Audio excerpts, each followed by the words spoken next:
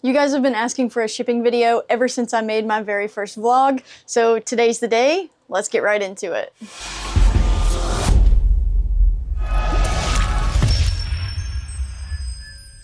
Shipping seems to be one of the biggest worries that people have when they start selling online.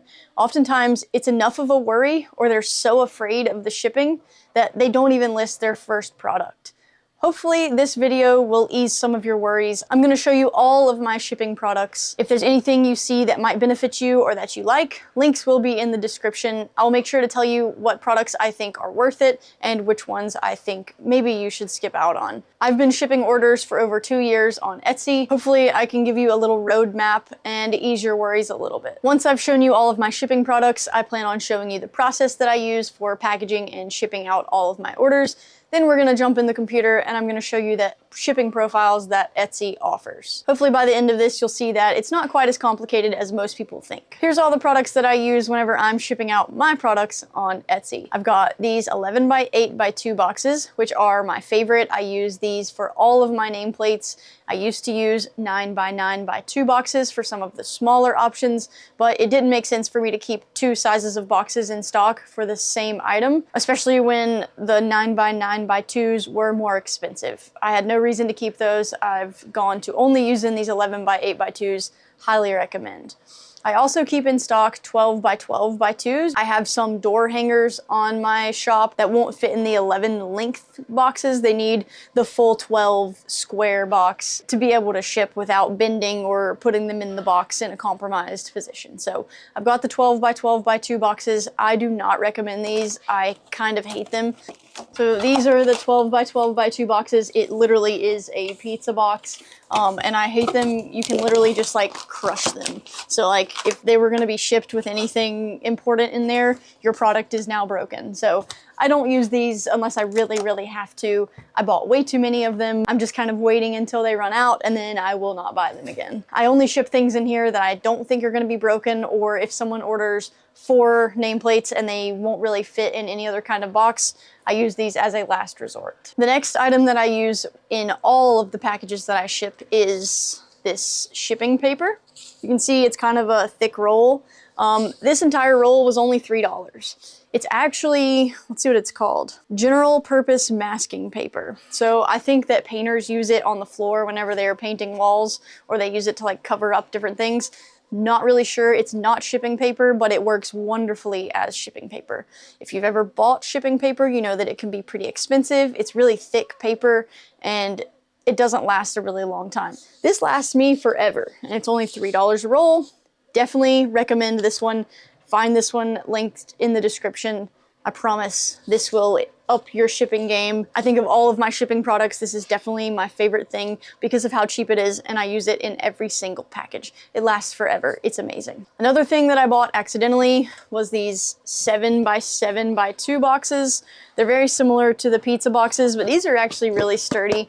I would buy these again. They just don't really fit any of my products. I bought them accidentally. I thought that I was buying the 12 by 12 by 2s, but I got the 7s instead. So I just have 1 pack of these 7 by 7 by 2 boxes. If someone orders a larger amount of keychains, I can use these boxes to ship them. Other than that, I don't really have a good purpose for them. Maybe one day, but right now they're just kind of sitting here taking up space. But they are good boxes. I recommend them. They'll be linked below. And the rest of my items you guys will see in a little bit as I show you the shipping process. That's everything that I keep down here, mainly just the larger shipping boxes. And now that you've seen that, let's head upstairs and start packaging some orders. So the 11 by 8 by 2 box, pretty easy to fold. Just do the sides first, and then you do this side. So you fold these sides in, and it just kind of folds over top. Pretty secure. Ends up looking like this whenever you're finished, and then this part will just kind of like fold down inside of there. So these are my main boxes. This is what I ship all of my nameplates in. When I'm doing the shipping process, I will go ahead and get all of the boxes folded that I need for my shipping or for my nameplates. That way I can just kind of go through the process, get them all cleaned, get them all wrapped in each of the boxes. Makes everything go a little faster instead of doing one nameplate, folding that box, shipping it, packaging it, then going through that process over and over again. I like to do each piece in small bits. Get all of them processed, get all of the boxes folded, and then put them all in the boxes at one time.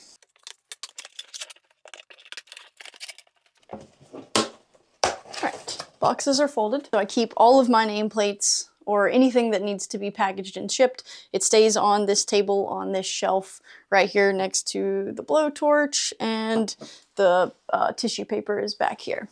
I keep it all in a stack, and then that way it's easier for me to process it and then move it to the table over here whenever it's ready. So I'll just take the first nameplate on top, I get my blowtorch, and I just give it a quick pass through, hitting all of the hairs really quick, making sure not to like melt the filament or anything, but just getting rid of all of the hairs.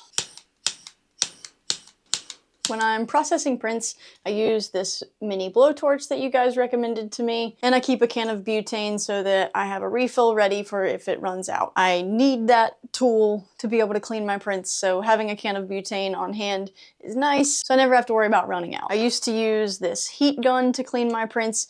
It did a decent job. I still had to use an X-Acto knife to go in and actually like break up some of the hairs, but I used this heat gun for a really long time. If you're not wanting to use one of these blowtorches, heat gun will do the job pretty nicely.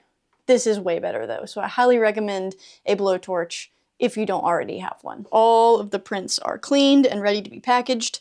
I have moved them from this table over to this table. Now I'm gonna grab enough sheets of these for each of those. So I have 5 prints, so I will get 5 sheets of paper. I wrap each of my nameplates in a piece of blue tissue paper like this. You can see they're actually like giant sheets, and I usually cut it in half right here so that this portion, or like half of a sheet, is actually like the perfect size for my nameplates. I like buying the large sheets because I can buy them once and it will last me twice as long. I always use this color blue because if you've watched many of my videos, you can see that everything that I do has a blue theme. I like to stay as on brand as possible. I'm very big into branding. I wanted to do graphic design before I even started 3D printing, so branding is very important to me. I want everything to be blue that I'm sending because I want it to be on brand, and I want them to know that this is from Macy Makes 3D.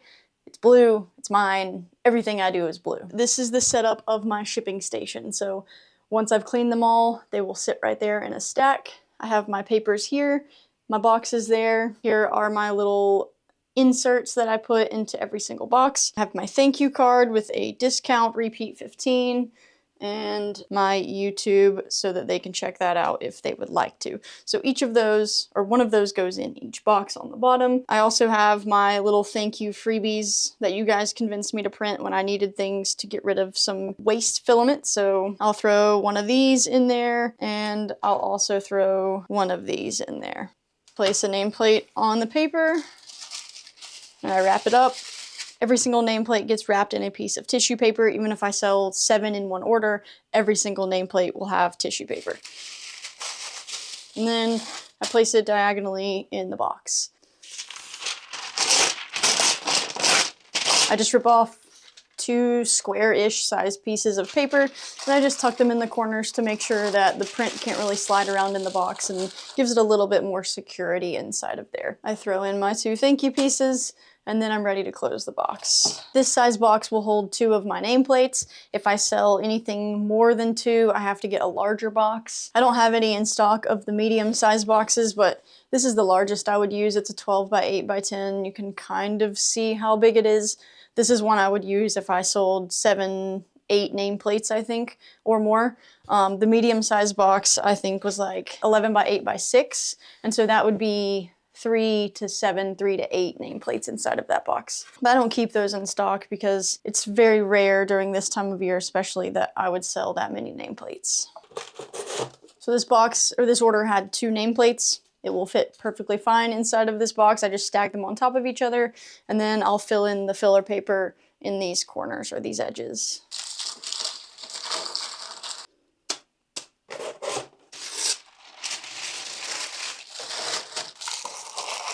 Good think.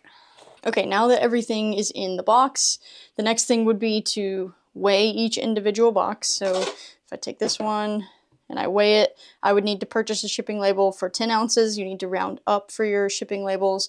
So this would be a 10-ounce package. So I will weigh it on the scale, and then once I go to the computer, I print my labels. This is the label printer that I used. It's called Label Range. Highly recommend this thing. I used to print using a normal computer printer, but that took forever. This thing is super fast, super easy to print labels.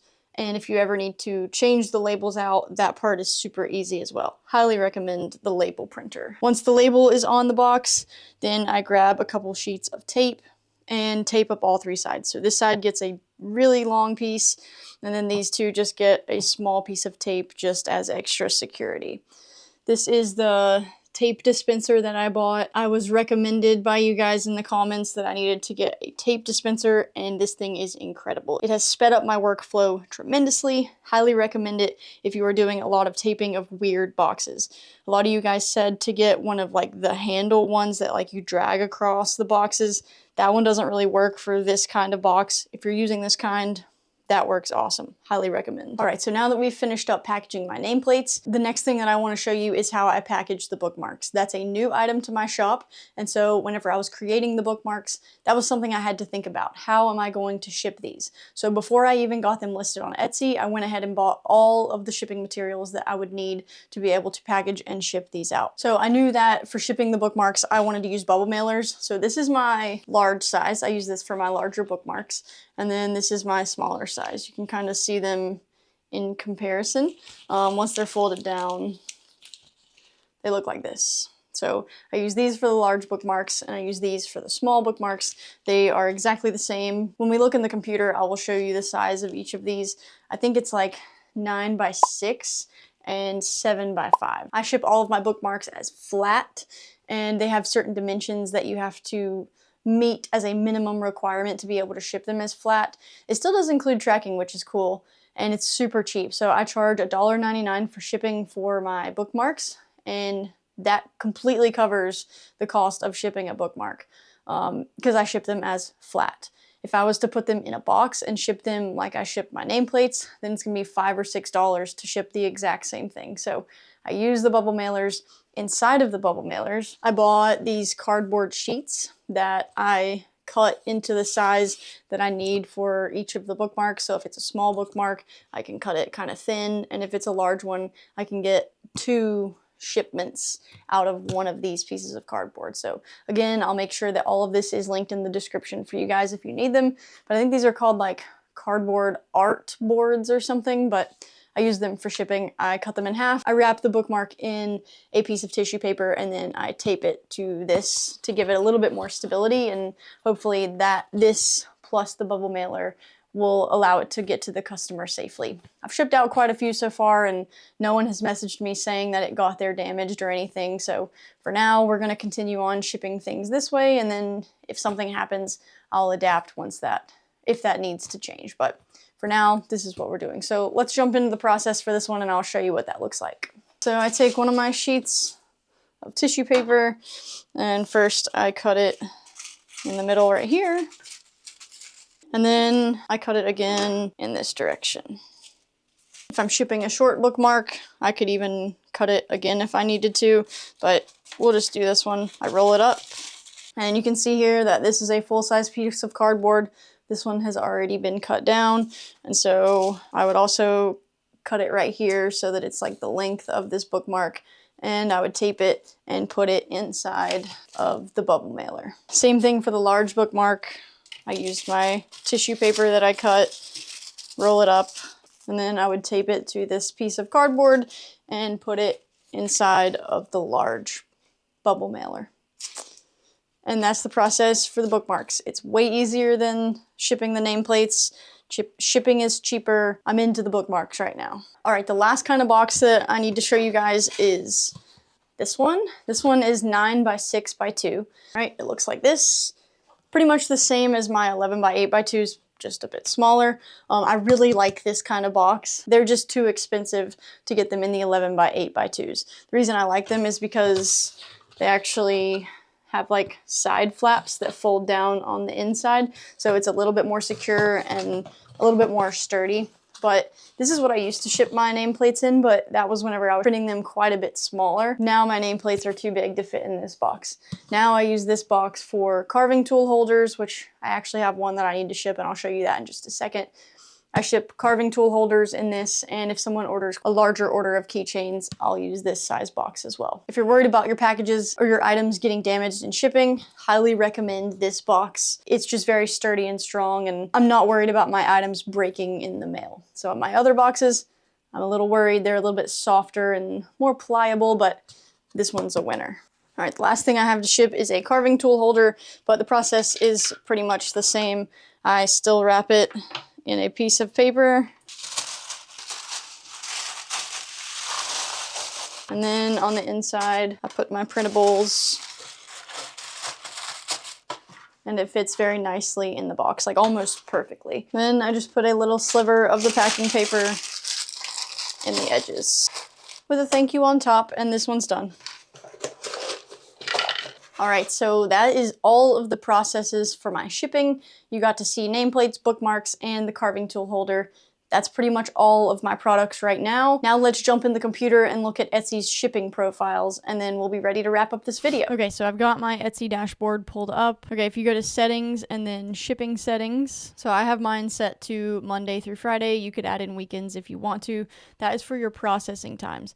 I like to keep Saturday and Sunday off. I normally do process most of my orders on Saturday and Sunday, but I will not go to the post office on Saturdays. So I don't want it to think that that is a day of the week that I'm available for business. So I keep it Monday through Friday, and that also gives me an extra couple days for processing times. It's better for the customer, I think, to think it takes a little bit longer to ship their items, and then they're happier when they get them ahead of time. There's also a chance that that could hurt you though, because if someone needs something really fast and it's showing a slightly longer processing time, they may not order your item. So figure out what works best for you. This is what I like for me. Over here is free shipping guarantee. I do have a free shipping guarantee. Anything over $35 will ship free in my shop.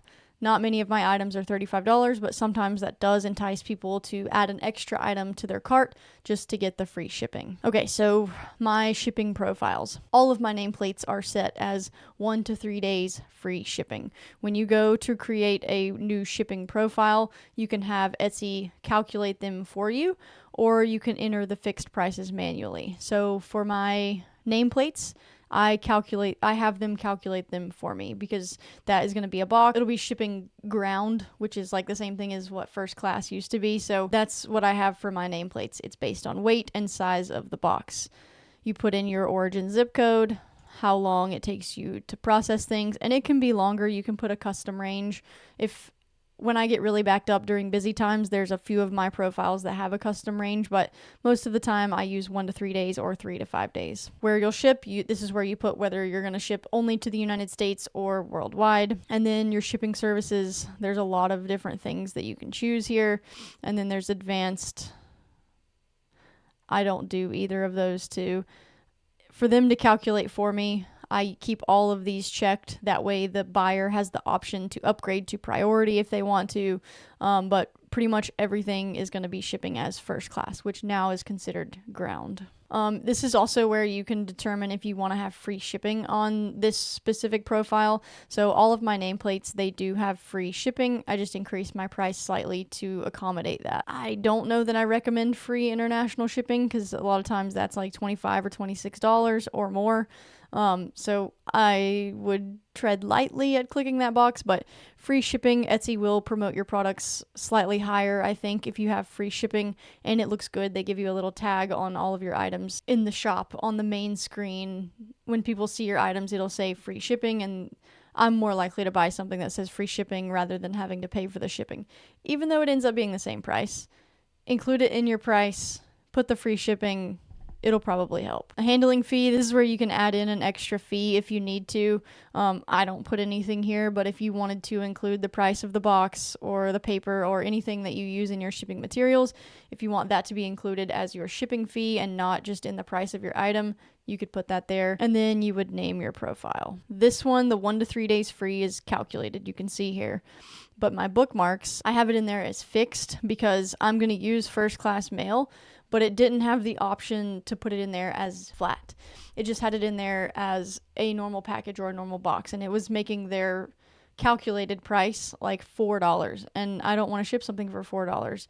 If I have it in there as a fixed price of $1.99, I know that when I go in to put in my flat envelope, it's going to be less than $1.99. It's normally like $1.80 or $1.60 depending on the weight, whether it's 1 or 2 ounces. I do have the option for them to upgrade to priority if they would like to. If they upgrade to priority, I will put it inside a box and ship it instead of using the bubble mailers. But for the bookmarks, I have it set as 1 to 2 days processing times because I'm going to try and keep those in stock, so hopefully they are shipping out fast, and they only take an hour to print anyways compared to the nameplates, which take 6 hours. So that's the difference between having them calculate them for you and having a fixed price. If you're going to ship something for cheaper, like maybe a flat envelope, you could do a fixed price. Or if you want to give your buyers a discount on shipping, you could charge them like $3.50 for your boxes or something, and then you cover the last $2, whatever.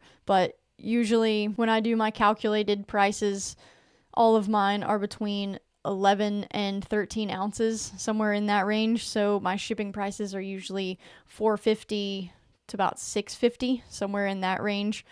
Shipping prices have actually gone up recently, and so most of the time I'm paying around $5 or a little bit more for shipping prices, but that is for my 12 ounces and 11 by 8 by 2 boxes. If you are shipping something else, your prices will probably be a little bit different, but that should give you a good range or a good gauge for how you could ship your items. Keychains is also something that I should go back in and change to fixed. I don't sell too many keychains, so it's not something that's been on the top of my brain, but seeing how the bookmarks has worked at $1.99, that's been really good, so I'll probably change keychains to that as well. Last is shipping label options. Up top that I scrolled past is your address and information that would go on your shipping labels, and then down here is your preferences. So I use a label printer. You saw that earlier in the video, and so I want it to print using a label printer size. I want it to pre-fill the labels for me. When I'm doing customs forms, I want it to go ahead and sign them for me, pre-fill items here, and then I have my domestic default label is the 11 by 8 by 2 like you just saw. One last cool thing about shipping profiles, when you are in your listings tab, you can sort your listings over here by shipping profiles. You can see which ones you have over here. This came in really handy whenever things got really busy at Christmas and then at the end of school last year. I was able to find all of the profiles that had 1 to 3 days free. I could grab all of those and I could increase them to 5 to 7 days or 7 to 10 days or whatever I needed to really, really fast. That's one of the cool things about keeping your shipping profiles. You can group them, change them, adapt when things are really busy, and then when things slow down, you can change them to a quicker shipping profile. So that was just one last little thing that I wanted to show you about shipping. All right, you guys, that's going to do it for this video. Thank you so much for watching. I hope you learned something, and hopefully seeing how iPackage Orders has helped you in your own online sales business. If you were worried at all about the shipping process, hopefully this video eased your fears a little bit, eased your worries, and you're feeling more confident about how you will ship products in your own business. Thank you guys so much for watching. I appreciate each and every one of you. Without you, this channel would be absolutely nothing. We're growing so fast. We're on the road to 10,000 subscribers. We're already up to 6,500, which is just an incredible number. Thank you guys so much. I'll see you guys in the next one.